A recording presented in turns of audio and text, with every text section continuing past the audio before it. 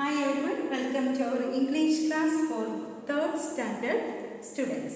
Okay, in the last class we have discussed about the grammar portion of the exam portions. Then today I will discuss a question paper, a model question paper. First question, അതായത് നിങ്ങൾക്ക് ഇംഗ്ലീഷിൻ്റെ questions വരുന്നത് നിങ്ങൾ പഠിക്കുന്നതുമായിട്ട് base ചെയ്തുകൊണ്ടാണ്, direct question answers അല്ല വരുന്നത് അല്ലേ. അപ്പോൾ അതൊന്ന് ഞാനൊന്ന് പരിചയപ്പെടുത്തുകയാണ്. First question section A. സെക്ഷൻ എയ്ക്കാണ് read the passage and answer the questions. Passage, നിങ്ങൾക്ക് ഒരു പാസേജ് തരും. ആ പാസേജ് എന്ന് പറയുന്നത് ഇപ്പം നിങ്ങൾക്ക് പഠിക്കാനുള്ള ചാപ്റ്റേഴ്സ് അറിയാമല്ലോ. ഏതൊക്കെയാണ്? ഫുളീഷ്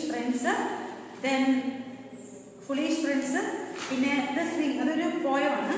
then Florence Nightingale, then last one the boy who never told a ലൈ.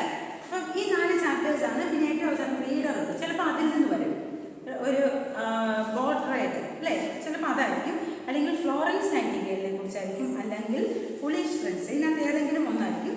അങ്ങനെ ഒരു പാരഗ്രാഫ് തരും. ആ പാരഗ്രാഫിൽ നിന്നും ഉള്ള ആ പാരഗ്രാഫിനകത്ത് തന്നെ അതിൻ്റെ ആൻസർ ഉണ്ട്. അപ്പം നിങ്ങൾ അതൊന്ന് കണ്ടുപിടിച്ച് എഴുതിയാൽ മതി. ആ കൊടുത്തിരിക്കുന്ന ക്വസ്റ്റ്യൻസിനനുസരിച്ച് എഴുതുക. അപ്പം ഞാൻ ഒന്ന് കാണിക്കാം. ഞാൻ ഈ ക്വസ്റ്റ്യൻസ് നിങ്ങൾക്ക് സെൻഡ് ചെയ്യുന്നതാണ്. അത് നിങ്ങൾ ആൻസർ എനിക്ക് അയച്ചു തരണം. എനിക്ക് read the passage and answer the questions. കണ്ടോ, ഇത് ഏതാണ്? ഫ്ലോറൻസ് നൈറ്റിംഗേലിനെ കുറിച്ചുള്ള പാരഗ്രാഫാണ്. ഇതിൽ നിന്നുള്ള ക്വസ്റ്റ്യൻസ് ഇത് എവിടെയുണ്ട്. Why did Florence go to Turkey? എന്തുകൊണ്ടാണ് ഫ്ലോറൻസ് ടർക്കിയിലേക്ക് പോയത്? അപ്പോൾ ക്വസ്റ്റ്യൻ ആൻസർ എഴുതണം, അല്ലെങ്കിൽ ഏതെങ്കിലും ലൈൻ എഴുതി വെച്ചിട്ട് കാര്യമില്ല. അപ്പം then describe the condition of the hospital in Turkey. ടർക്കിയിലെ അന്നത്തെ ഹോസ്പിറ്റലിൻ്റെ കണ്ടീഷൻ എന്തായിരുന്നു? അതിൻ്റെ ആൻസർ ഇവിടെയുണ്ട്. Then why did the soldiers go without food? എന്തുകൊണ്ടാണ് സോൾജിയേഴ്സ് ഫുഡൊന്നുമില്ലാതെ ഇരുന്നത്? Then how did Florence set any 2 things right? Florence set ചെയ്ത ഏതെങ്കിലും 2 കാര്യങ്ങൾ. ദെൻ അതിൽ നിന്നാണ് give 1 word from the passage which means someone who is very capable and organised. ആ meaning വരുന്നത്, അതിനു വേണ്ടിയാണ് വേർഡ് മീനിങ്സ് പഠിക്കണം എന്ന് പറയുന്നത്. Someone who is very capable and organised, അങ്ങനെ ഒരു വാക്ക്, അതിൻ്റെ മീനിങ് എന്താണ്? Someone who is very capable, കഴിവുള്ളയാൾ, അല്ലെങ്കിൽ ഓർഗനൈസ് ചെയ്യാൻ കഴിവുള്ള ഒരാൾക്ക് പറയുന്ന പേര് ഇതിൽ ഉണ്ട്. അത് നിങ്ങൾ കണ്ടുപിടിക്കുക. ഓക്കെ. ദെൻ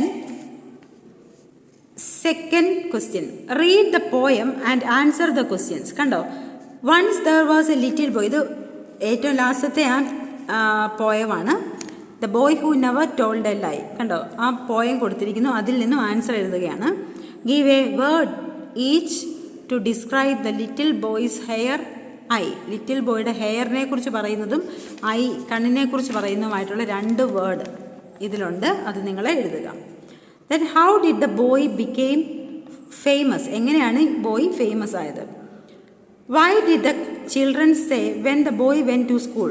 ഈ കുട്ടി സ്കൂളിലേക്ക് പോകുമ്പോൾ ബാക്കിയുള്ള കുട്ടികൾ എന്താണ് പറയുന്നത്? What was said as the boy grew up every day? ഓരോ ദിവസവും കുട്ടി വളർന്നുകൊണ്ടിരിക്കുകയാണ്, അപ്പോഴെന്താണ് പറയുന്നത്?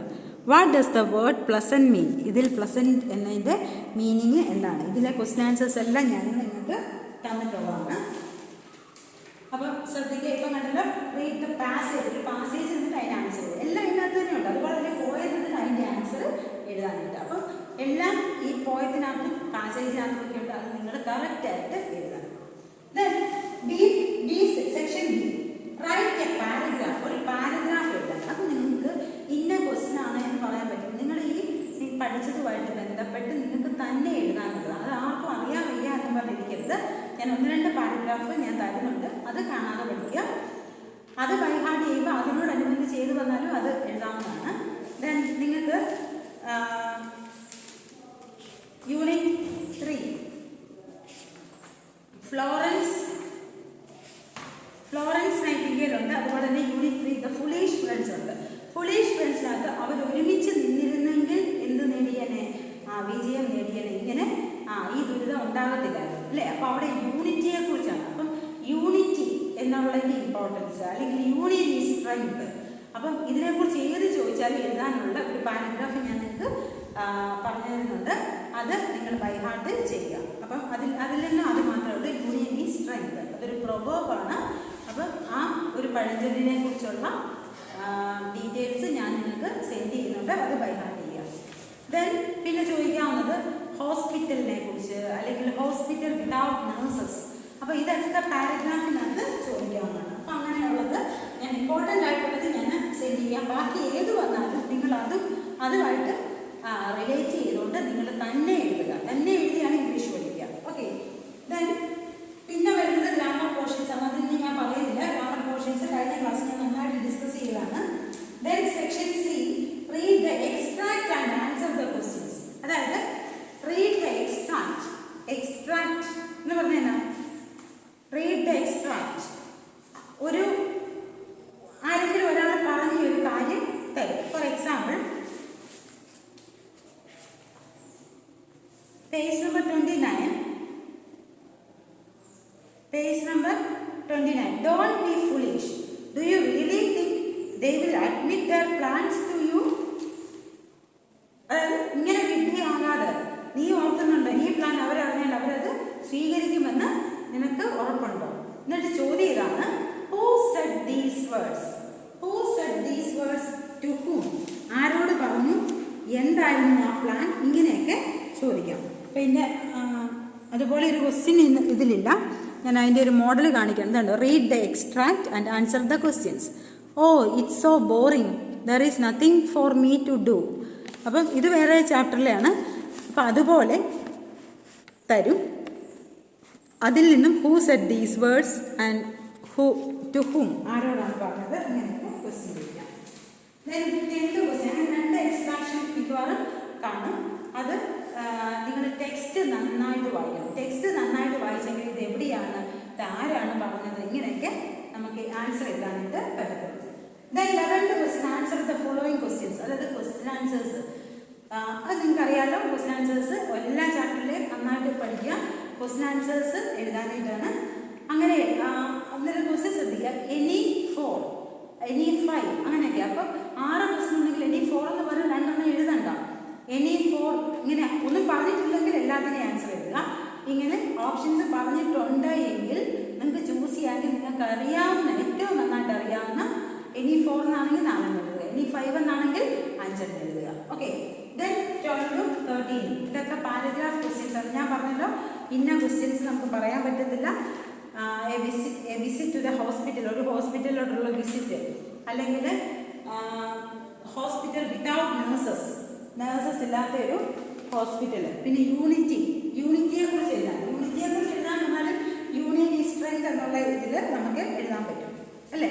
അപ്പം ഈ 1-2 പാരഗ്രാഫ് ഞാൻ നിങ്ങൾക്ക് അതിൻ്റെ ഡീറ്റെയിൽസ് അല്ലെങ്കിൽ അതിൻ്റെ പാരഗ്രാഫായിട്ട് തന്നെ തരാം. അത് നന്നായിട്ട് പഠിക്കാം. Then what was the tiger's plan to kill the bulls? എന്തായിരുന്നു ടൈഗറിൻ്റെ പ്ലാന്? ദെൻ അതുപോലെ ക്വസ്റ്റ്യൻ ആൻസേഴ്സ് എല്ലാം ഡയറക്റ്റ് ആണ് എന്ന് വിചാരിക്കരുത്. നിങ്ങൾ പഠിച്ചതുമായിട്ട് റിലേഷൻ ഉള്ളതാണ്. നിങ്ങൾ മീനിങ് മനസ്സിലാക്കി ഇംഗ്ലീഷ് തന്നെ എഴുതി പഠിക്കുക. ഓക്കെ. അങ്ങനെ അത് കറക്റ്റ് ആയിക്കോളും. നിങ്ങൾ തെറ്റാണ് എന്ന് പറഞ്ഞ് എഴുതാതിരിക്കരുത്. സോ എല്ലാവർക്കും, അതായത് നമ്മുടെ പോർഷൻസ് മുഴുവൻ കംപ്ലീറ്റ് ചെയ്തിട്ടുണ്ട്. ഗ്രാമർ, അതുപോലെ തന്നെ വർക്ക്ഷീറ്റ്. ഇതിൻ്റെ വർക്ക്ഷീറ്റ് എന്ന് പറയുന്നത് അതായത് യൂണിറ്റ് 3, 4 ഇതാണ് പഠിക്കാനുള്ളത്. ബട്ട് വർക്ക്ഷീറ്റ് പഠിക്കാനുള്ളത് യൂണിറ്റ് 1 and 2 ആണ്. Unit 1 and 2. ഓക്കെ, മറന്നു പോകരുത്. വർക്ക്ഷീറ്റ് 3ഉം 4ഉം വേണം, ഒപ്പം 1ഉം 2ഉം കൂടി വേണം. ഇത് ഞാൻ നിങ്ങൾക്ക് തന്നിട്ടുള്ളതാണ്, ജസ്റ്റ് ഒന്ന് നോക്കി പോവുക. സബ്ജക്റ്റ് പ്രൊനൗണും ഒബ്ജക്റ്റ് പ്രൊനൗണും. Okay. Neelu will go for her Kathak classes. നീലുവിന് പകരം നമ്മൾ എന്ത് കൊടുത്തു? ഷീ എന്ന് കൊടുത്തു. Grandpa will take Venu and Geetha. അപ്പം 2 പേരുള്ളതുകൊണ്ട് ദം എന്ന് കൊടുത്തു. അപ്പം അതുപോലെ ഒബ്ജക്റ്റ് പ്രൊനൗൺ അല്ലെങ്കിൽ subject pronoun. Bring the pen, പെന്നിന് പകരം ഇറ്റ് എന്ന് കൊടുക്കുന്നു. അങ്കിൾ ആൻഡ് ഓണ്ട്, ദം എന്ന് കൊടുക്കുന്നു. Rahul and me, us. Then പ്രിപ്പോസിഷനാണ്. പ്രിപ്പോസിഷൻ ഇതൊക്കെ പറഞ്ഞാണ്, ജസ്റ്റ് ഒന്ന് പറയുന്നത് മാത്രമേ ഉള്ളൂ. പ്രിപ്പോസിഷൻ അണ്ടർ, ബിസൈഡ്, കണ്ടോ? ഇതൊക്കെ അറിയാമല്ലോ. ഈ കാര്യങ്ങളൊക്കെ ഒന്ന് ശ്രദ്ധിച്ച് വായിച്ച് നോക്കുക. Then find the joys. Joys എന്ന് പറഞ്ഞാൽ ഓർക്കുന്നുണ്ടല്ലോ, അഫക്റ്റ്. അപ്പം ഈ ഒരു വേർഡിനകത്ത് വരുന്ന വേറൊരു വാക്ക് ഉണ്ട്, ആക്ട്. വേറെ ഉണ്ട്. അപ്പം അങ്ങനെയുള്ള ഒരു വാക്ക് എഴുതുക.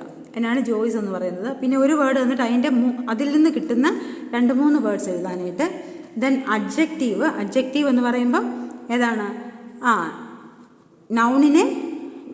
നൗണിനെ ഡിസ്ക്രൈബ് ചെയ്യുന്നതാണ് അഡ്ജക്റ്റീവ്സ് എന്ന് പറയുന്നത്. ഇവിടെ 2x.